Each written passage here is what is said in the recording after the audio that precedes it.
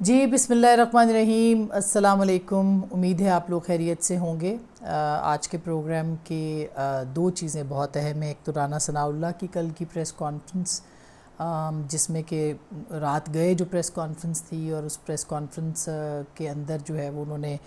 کچھ اہم انکشافات کیے، جس میں بہت سارے سوالات بہرحال ابھی بھی موجود ہیں اور باقی ہیں جو اٹھانے بنتے ہیں۔ اور اس کے ساتھ ساتھ جو اس وقت کی سیاست ہے، اس کا جو ایک جسے کہنا چاہیے وہ کیا رخ اختیار کرے گی، اور خاص کر کے کل کے بعد سے، کیونکہ کل الیکشن کے حوالے سے جو اس کے انعقاد کے حوالے سے اہم سماعت کل بھی ہونی ہے، اور اسی طرح سے سپریم کورٹ جس طرح سے کھڑی ہے یا جس طرح سے اس معاملے کو آگے لے کے جا رہی ہے، یہ خطرہ حکومت کے سر سے ابھی تک ٹلا نہیں ہے۔ جس طرف نشاندہی میں کر رہی ہوں اس کے اوپر ہم بات بھی کریں گے کہ یہ کیوں نہیں ٹلا ابھی تک۔ پہلے آج یوم تکبیر ہے، اور 28 مئی کو پاکستان ایک ایٹمی طاقت بنا تھا۔ بن تو بہت پہلے گیا تھا، مگر اس کا اظہار ہوا تھا، اور انڈیا کے جو دھماکے تھے جو کہ انہوں نے اپنے ایٹمی طاقت کے حصول کے بعد جو ہے وہ کیے، اس کے فوراً بعد پاکستان نے ان کو رسپونڈ کیا تھا۔ اور میرا خیال ہے کہ یہ ہم چونکہ اس وقت کالج یونیورسٹی میں تھے تو ہمیں یاد ہے ابھی تک کہ یہ جو 4-5 دن اس کے بیچ میں تھے، یہ بہت پاکستان کے لیے بہت ہی زیادہ جسے کہنا چاہیے سخت دن تھے، اور پاکستان کے اندر جو ہے وہ اس پہ بحث ہو رہی تھی، باہر بحث ہو رہی تھی۔ اور مئی 98 میں جو ہے وہ پہلے جو دھماکے تھے وہ کیے تھے انڈیا نے، اور اس کے بعد پاکستان نے یہ دھماکے جو ہیں وہ کیے تھے۔ تو ایک فضا تھی جس میں کہ ایک پاکستان کے اندر ایک جوش تھا، جذبہ تھا۔ حالات کچھ اچھے نہیں تھے، فائنینشلی بھی پاکستان کے اوپر بہت سارے معاملات تھے، لیکن بہرحال یہ کریڈٹ اس وقت کی سیاسی قیادت کو جاتا ہے، اور اس وقت کی فوجی قیادت کو بھی بہرحال یہ کریڈٹ دینا بنتا ہے۔ لیکن جس طرح کہ اس وقت انوائرمنٹ جیسے بن گیا تھا، بلا شبہ اگر پاکستان کی پولیٹیکل لیڈرشپ نہیں ہوتی تو یہ بڑا مشکل ہوتا۔ جو ایک ماحول پاکستان کے خلاف تھا، اور پھر جس طرح سے پریزیڈنٹ کلنٹن کی طرف سے کالز آ رہی تھیں، اور جس طرح سے پاکستان کو روکا جا رہا تھا، اور یہ کہا جا رہا تھا کہ آپ یہ اٹیک نہ کریں، لیکن ایک ڈیٹرنس کی بات ہو رہی تھی، اور ایک بیلنس آف پاور جو خطے میں امبیلنس ہوئی تھی، جس میں کہ پاکستان کا ہمسایہ اور روایتی حریف ہندوستان جو ہے یا بھارت، اس نے جو دھماکے کیے، تو ایک ضروری سمجھا جا رہا تھا کہ یہ ہونا ضروری ہے۔ اور بہت پرکشش اس وقت پاکستان کو پیشکشیں بھی کیں، اور اسی طرح سے انسینٹیوز دیے گئے، لالچ دیے گئے، دھمکی دی گئی، بہت کام بین الاقوامی سطح کے اوپر اور خاص کر کے امریکہ کی طرف سے ہوا، لیکن پاکستان کو یہ ایک قوت بننا تھا، اور پاکستان نے اپنا وہ اظہار جو ہے وہ کیا بھی۔ یہ میں تھوڑا سا آپ کو ضرور بتانا چاہتی ہوں کہ پاکستان کا جو ایٹمی پروگرام ہے، یہ ذوالفقار علی بھٹو نے شروع کیا، ایک سیاسی رہنما تھے، اور اسی طرح سے منتخب وزیر اعظم تھے، اور جناب نواز شریف صاحب جو کہ وزیر اعظم ایک اور منتخب وزیر اعظم تھے، ان کے دور میں اس کے دھماکے ہوئے۔ دونوں اطراف یہ جو تھا پریشر بہت زیادہ تھا، لیکن بھٹو صاحب نے جب اس کو شروع کیا تو اس کے اوپر بہت زیادہ پاکستان کے اوپر جو ہے وہ انٹرنیشنل پریشر تھا، بلکہ یہاں تک کہا جاتا ہے، میں نہیں کہہ رہی، بہت ساری کتابوں کے اندر حوالے موجود ہیں کہ ذوالفقار علی بھٹو کی شہادت جو کہ عدلیہ کے ذریعے سے ہوئی اور اسٹیبلشمنٹ کے ذریعے سے ہوئی، اس کا ایک بہت بڑا الزام جو ہے وہ امریکہ کے اوپر بھی جاتا ہے۔ میں آپ کو اس پہ بہت تفصیلی بات کر سکتی ہوں، لیکن وقت کی تنگی ہے۔ میں نے ایک کالم لکھا تھا جب پاکستان کے ابھی پچھلے 2-3 سال پہلے جب 100 دن عمران خان صاحب کے پورے ہوئے تھے، تو میں نے ایک کالم لکھا تھا 100 دن کپتان کے نئے پاکستان کے۔ اس میں نے 100 دن جو ذوالفقار علی بھٹو صاحب کے تھے وہ میں نے اس میں لکھے، اور ظاہر ہے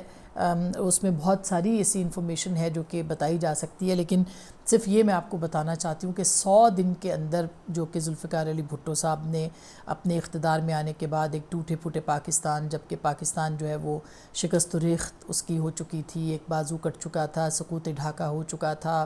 بنگلہ دیش بن چکا تھا، ایک بڑی 90,000 قیدی جو تھے وہ ہندوستان کی قید میں تھے، لیکن اس کے باوجود پاکستان کے وزیر اعظم نے، پولیٹیکل لیڈرشپ نے اور پاکستان نے یہ فیصلہ کیا کہ ایٹمی پروگرام کی بنیاد جو ہے وہ رکھنی ہے، اور وہ بڑی ہی دلچسپ سٹوری ہے، وہ میں آج بھی بلکہ چھپی ہے ایک BBC کی تحریر، تو میں اس کا حوالہ آپ کو ضرور دینا چاہتی ہوں۔ یہ تحریر جو ہے 2004 میں بھی چھپی تھی، لیکن آصف جیلانی صاحب ایک بڑے سینئر جرنلسٹ ہیں، ان کی طرف سے یہ تحریر سامنے آئی ہے، اور بالکل کریڈٹ دینا چاہیے جن لوگوں نے لکھا ہے، ان کا بھی کریڈٹ دینا چاہیے۔ وہ یہ کہتے ہیں کہ پاکستان 1964 میں انڈیا کے وزیر اعظم جواہر لال نہرو کے انتقال پر، 1964 میں ذوالفقار علی بھٹو وزیر اعظم نہیں تھے، وزیر خارجہ تھے پاکستان کے۔ پاکستان کی طرف سے تعزیتی وفد کی قیادت کرتے ہوئے ذوالفقار علی بھٹو دلی آئے تھے، تو میں وہیں تھا۔ مجھے یاد ہے کہ اس موقع پر ان سے طویل ملاقات میں انڈیا میں جوہری توانائی کے شعبے میں پیش رفت پر بات ہوئی تھی۔ جب میں نے ان سے پوچھا پاکستان جوہری صلاحیت حاصل کرنے کے لیے کیا کر رہا ہے، تو ذوالفقار علی بھٹو نے مجھ سے یہ پیمان لے کر کہا کہ میں یہ راز افشا نہیں کروں گا۔ انکشاف کیا تھا کہ سن 1963 میں انہوں نے کابینہ میں یہ تجویز پیش کی تھی کہ پاکستان کو جوہری اسلحہ کی تیاری کے لیے پروگرام شروع کرنا چاہیے۔ یعنی تجویز بھی ذوالفقار علی بھٹو نے ہی پیش کی تھی جب وہ وزیر خارجہ تھے، اور جب وہ جنرل ایوب خان کی جو کابینہ ہے اس کا حصہ تھے۔ پھر وہ یہ کہتے ہیں، اور دلچسپ بات سنیے آگے، اس میں وہ کہتے ہیں لیکن جب انہوں نے تجویز پیش کی تو صدر ایوب اور ان کے امریکہ نواز وزیر خزانہ محمد شعیب اور دوسرے وزیروں نے ان کی یہ تجویز یکسر مسترد کر دی، اور یہ واضح فیصلہ کیا کہ پاکستان جوہری اسلحہ کرنے کی یعنی حاصل کرنے کی صلاحیت نہیں حاصل کر پائے گا۔ انہوں نے یہ بھی لکھا کہ سن 68 میں جب صدر ایوب فرانس کے دورے پر آئے تھے تو میں ان کے دورہ کور کرنے کے لیے پیرس گیا تھا۔ اس موقع پر فرانسیسی صدر چارلس ڈیگول نے پاکستان میں جوہری ری پروسیسنگ پلانٹ کی تعمیر کے لیے پیشکش کی تھی، لیکن ایوب خان نے یہ پیشکش بھی ٹھکرا دی۔ اس میں کافی انہوں نے ڈیٹیل لکھی ہے، لیکن اس میں وہ یہ بھی لکھتے ہیں کہ اس میں شک نہیں کہ ذوالفقار علی بھٹو جو تھے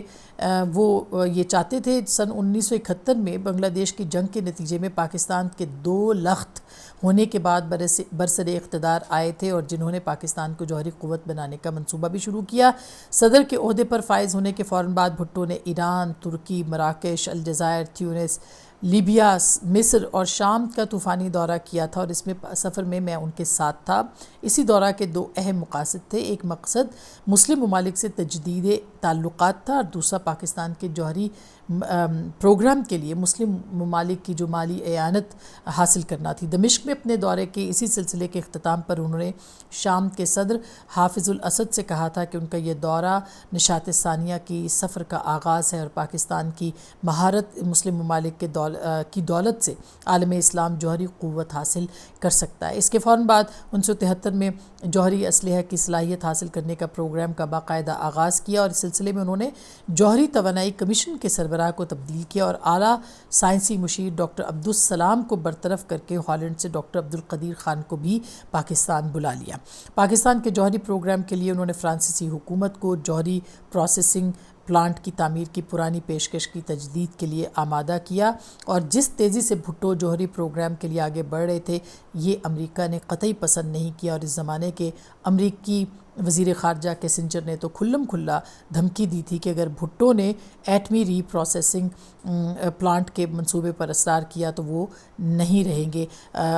بہرحال اس کی بہت یہ لمبی سٹوری ہے، ایک محنت شاقہ ہے جو کہ پاکستان کے سیاسی لوگوں نے جو ہے وہ کی تھی۔ پاکستان کے سائنسدانوں کو ایک بڑا کریڈٹ جاتا ہے اس سلسلے کا، اور ظاہر ہے کہ یہ کریڈٹ پاکستان کے سائنسدانوں کو، پاکستان کے سیاستدانوں کو، پاکستان کے اس وقت کے جو افواج تھے، اور اس کے بعد یہ پروسیس جو ہے کمپلیٹ ہوا، اس کو کسی سیاسی اور کسی فوجی قیادت نے یا آمریتوں کے دور میں بھی اس پہ کمپرومائز نہیں کیا۔ اب بھی جو پاکستان کی سیاست ہے وہ اس کے اندر جو ہے وہ ایک سلسلہ چل رہا ہے اور اس کا ایسے لگتا ہے کہ اب بھی کہیں نہ کہیں یہ جو نیوکلیئر پاور ہے پاکستان کی اس کو انڈرمائن کرنے کے لیے سازشیں اور اندرونی خلفشار اور بیرونی دباؤ جو ہے وہ موجود ہے، کیونکہ پاکستان کا یہ پروگرام صرف پاکستان کا پروگرام نہیں ہے۔ بہرحال بہت سارے لوگ اس کے اوپر تنقید کرتے ہیں، کی جا سکتی ہے، لیکن یہ بات اپنی جگہ پہ ایک حقیقت ہے کہ اس کو شروع کرنے کے لیے ایک پورا جسے کہنا چاہیے ایک پروپیگنڈا فیس کیا گیا اور ایک سٹرگل کی گئی، اور پاکستان آج یہاں پہ کھڑا ہے۔ اس کے جو نقصانات ہیں، فائدے ہیں، اس کی بحث میں جائے بغیر یہ ایک کہانی ہے جو کہ کہانی پاکستان کو اون کرنی چاہیے کہ آج بھی اپنے معاشی پروگرام، اپنے معاشی مسائل کے باوجود پاکستان جو ہے وہ اس پروگرام کے ساتھ ہے۔ جہاں تک کس بات کا تعلق ہے کہ پاکستان کی کل جو رانا ثناءاللہ صاحب نے پریس کانفرنس کی ہے، رانا ثناءاللہ خان صاحب جو ہیں وزیر داخلہ، ان کی پریس کانفرنس اچنبے والی تھی اور اچانک تھی اور بہت گھبراہٹ میں تھی۔ ان کی جو ویژول ان کے تاثرات تھے یا رات کے 12 بجے کی اس پریس کانفرنس کے، اس سے بہت سارے سوالات کو جنم دیا ہے۔ 2 تھیریز جو ہیں وہ پیش ہو رہی ہیں۔ میں کسی کانسپریسی تھیری پہ نہیں جا رہی، میں موقف کی بات کر رہی ہوں۔ 2 موقف پیش کیے جا رہے ہیں۔ ایک موقف ہے جو کہ رانا ثناءاللہ صاحب نے پیش کیا اور انہوں نے یہ کہا کہ جو ایسا کوئی پلان کیا گیا ہے، یہ ان کی زبانی بتا رہی ہوں، جس میں کہ تحریک انصاف کے کسی رہنما کے گھر میں جا کے خواتین کو جو ہے وہ ہراساں کیا جائے گا، ریپ کیا جائے گا، کسی خاتون کو ریپ کیا جائے گا اور کسی کے گھر پہ حملہ کیا جائے گا۔ 2 انہوں نے باتیں کی اور اس کا جو ہے وہ ایویڈنس بھی ہے، اس کی آڈیوز بھی ہیں، اور یہ جو ایک منصوبہ ہے یہ پاکستان کو بدنام کرنے کے لیے جو ہے وہ بنایا گیا ہے۔ اسی کے اوپر جو ایک تھیری چل رہی ہے وہ پاکستان تحریک انصاف، کل رات سے آپ نے دیکھا ہوگا ان کا پروپیگنڈا سیل جو ہے وہ بھی موجود ہے۔ ظاہر ہے ابھی تک جو کچھ بھی آپ ڈسمنٹل ہو گیا نہیں ہوا، لیکن ان کا جو انٹیکٹ ہے، ان کا جو پروپیگنڈا سیل ہے، اس کے حوالے سے بھی وہ بھی ایک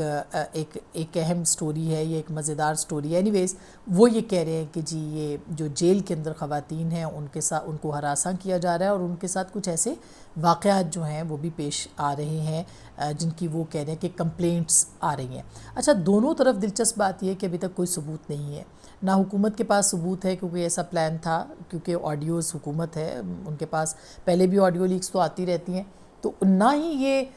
ان کے پاس کوئی ثبوت ہے کہ یہ کہیں کہ خواتین کی جو جنسی ہراسگی ہے وہ ہو رہی ہے، بلکہ ایک یہاں پہ ہمارے یہاں ایک اسلام آباد میں ایک انم شیخ نامی جو لڑکی ہے اس کو گرفتار کیا گیا تھا، اڈیالہ میں رہی، تو اس کے ٹویٹ بھی آئے ہیں، اس نے کہا کہ ہمارے ساتھ تو اچھا سلوک ہوا اور سیکیور ہے، کچھ نہیں، لیکن اس نے یہ نہیں کہا کہ پاکستان کی جو دیگر جیلیں ہیں وہاں پہ ایسے معاملات جو ہیں وہ نہیں ہیں۔ یہ ایک سوشل میڈیا جرنلسٹ بھی ہیں اور ان کو کہا جاتا ہے کہ ان کی وابستگی بھی بہت زیادہ تحریک انصاف کے ساتھ ہے، لیکن قطع نظر اس کے وہ ایک خاتون ہیں، اور ان کا جو بیان اس کے اوپر آیا ہے وہ یہ ہے کہ ان کو کوئی ایسا، ان کا تجربہ جو ہے مختلف ہے اگر دیکھا جائے اس حوالے سے، لیکن یہ انویسٹیگیشن اس کی ضرور ہونی چاہیے۔ اگر کوئی کمپلینٹس آ رہی ہیں تو حکومت وقت کو چاہیے کہ کسی بھی طرح کی افواہیں پھیلنے سے پہلے اس کو ڈسمنٹل کرنے کا ایک ہی طریقہ ہے کہ ایکسیس ٹو انفارمیشن دی جائے، اطلاعات تک رسائی دی جائے، ان سارے جو معاملات ہیں جو افواہیں ہیں ان کو دور کیا جائے، اور پھر اپنے پاس بھی ریکارڈ رکھا جائے اور ایکسٹرا کیئر کی جائے۔ اگر کوئی خواتین کارکنان جو ہیں تحریک انصاف کی جیل میں ہیں تو ان کا ایکسٹراڈنری جو ہے وہ خیال بھی رکھا جائے، اور اگر کوئی ایسی سازش ان کو لگتی ہے تو اس سازش کو ختم کرنے کا ایک ہی طریقہ ہے کہ آپ جو ہے وہ آپ اپنی جو کیئر ہے اس کو بڑھا دیں، آپ اپنی سیکیورٹی کو بڑھا دیں، اور آپ اپنی ساری چیزوں کو جو ہے وہ انٹرسیپٹ بھی کریں، اس پہ نظر بھی رکھیں۔ اس کے ساتھ ساتھ یہ بھی آپ کو بتا دیں کہ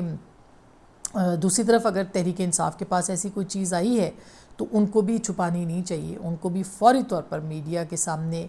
بات کرنی چاہیے۔ کر بھی رہے ہیں بہت سے لوگ، لیکن بغیر ثبوت کے کر رہے ہیں، بغیر ناموں کے کر رہے ہیں، ایک جرنل سی بات کر رہے ہیں۔ تو یہ جو ایک معاملات ہیں اس کے اوپر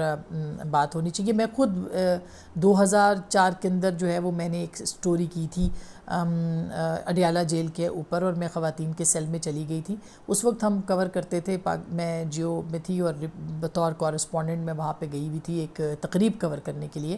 تو چپکے سے ہم نکل گئے تھے اور ہم نے وہ کور کیا. وہ شاید ویژولز آج بھی جیو کی آرکائیو میں موجود ہوں گے. تو جو خواتین کی ناگفتبہ حالت تو ہے ہی، اس میں تو کوئی شبہ نہیں ہے، اور وہ ایکسکلوسیو شارٹس تھے جو ہم نے وہاں پہ ریکارڈ کیے تھے. لیکن اس میں کوئی دو رائے نہیں کہ جیلوں میں اوورآل صورتحال خراب ہوتی ہے، لیکن جنسی ہراس کی ایک بہت ہی سنگین معاملہ ہے اور سنگین الزام ہے. تو میرا خیال ہے اس کے اوپر حکومت کو ضرور ٹرانسپیرنٹ ہو کے سامنے آنا چاہیے. اور جہاں تک اس بات کا تعلق ہے کہ اب کیا سیاست رخ اختیار کرے گی، تحریک انصاف بہت تیزی سے ان کے جو لوگ ہیں وہ ٹوٹ رہے ہیں. محترمہ فردوس عاشق اوان صاحبہ جو ہیں، انہوں نے بھی ایک منصور علی خان صاحب کو ایک انٹرویو دیا، اور اس کے اندر انہوں نے کہا کہ بشریٰ بی بی سیاسی ہیں اور ان کا کردار ہے. یہ شاید انہوں نے پہلی بار کہا ہے، ہمیں تو بہت پرانی بات پتہ ہے. انہوں نے کہا کہ پروگراموں میں جاتے تھے تو وہاں پہ بھی ہمیں روکا جاتا تھا. شاید کسی وقت یہ بات سامنے آ جائے گی کہ بشریٰ بی بی جو تھیں وہ خواتین صحافیوں کے خلاف کس طرح سے مہم، پروپیگنڈا، الزامات اور بہتان جو ہے وہ لگاتی تھی. میں نے جب کالم لکھا تھا کہانی بڑے گھر کی، اس میں ان کا کہیں ذکر نہیں تھا. میں نے اس وقت کے وزیر اعظم کو ضرور جو ہے تنقید کا نشانہ بنایا تھا، لیکن ان کو نہیں بنایا تھا، مگر اس کو موڑ دیا گیا تھا. اور اس کتاب کے حوالے سے جو ہے وہ اس کالم کے حوالے سے جو ہے وہ جو اب میری کتاب کا عنوان بھی ہے، 7 دن تک جو ہے وہ گالم گلوچ کا ٹرینڈ میرے خلاف بھی چلایا گیا تھا. اور اس کے ساتھ ساتھ صرف یہ نہیں کیا گیا تھا بلکہ پریس کانفرنسز کروائی گئی تھی اور الزامات لگائے گئے تھے، بہتان لگائے گئے تھے. تو ظاہر ہے ہم اپنا معاملہ خدا پہ چھوڑتے ہیں، لیکن فردوس عاشق اوان صاحبہ اس وقت اس پروپیگنڈا کا حصہ تھی اور اس میں شامل بھی تھی. تو ان کو بھی جواب دینا چاہیے کہ وہ کیوں یہ سارے معاملات جو ہے وہ دیکھ رہی تھی. اچھا، جاتے جاتے میں ثاقب نثار صاحب کے صاحبزادے کی آڈیو کے حوالے سے کل ایک خبر چل رہی تھی اور اس کے اوپر بہت سے سوالات اٹھے ہیں. جو ان کے صاحبزادے ہیں ثاقب نثار صاحب کے، نجم الثاقب صاحب، جو فرانزک رپورٹ کی بات ہو رہی ہے اس کے اندر بھی کچھ ایسی اطلاعات ہیں کہ شاید وہ مختلف جگہوں سے توڑ کے اس کو جو ہے وہ پیش کیا گیا ہے. اگر ایسا ہے تو یہ بہت ہی یعنی غلط ہے کہ ایک شخص کی اس کے ساتھ اختلافات ہو سکتے ہیں، ان کے فیصلوں کے ساتھ اختلافات ہو سکتے ہیں، مگر ان کے بچوں کے اوپر یا اس پہ الزامات ہیں تو اس کے اوپر بھی جو ہے وہ غور ضرور کرنا چاہیے اور ضرور جو ہے وہ اس بات کو بھی سامنے لانا چاہیے کہ اصل حقائق اس کے بھی کیا ہے. کاش کہ یہ جو آڈیو لیکس والا کمیشن ہے یہ ختم نہ ہوتا. اگر یہ رہتا تو ہو سکتا ہے کہ یہ آڈیو بھی پیش ہوتی اور اس میں بھی یہ تفصیلات مزید سامنے آتی، لیکن چیف جسٹس صاحب نے اس کو بیک جنبش قلم ختم کر دیا. تو اب تک کے لیے اتنا ہی. یہ ہفتہ بھی بہت ہنگامہ خیز ہوگا. کل کے دن کی بہت سی سماعت جو ہے خاص کر کے الیکشن کے حوالے سے وہ اہم ہے. آپ بھی دیکھیے، ہم بھی دیکھتے ہیں. اپنا بہت خیال رکھیے گا. اللہ نگہبان.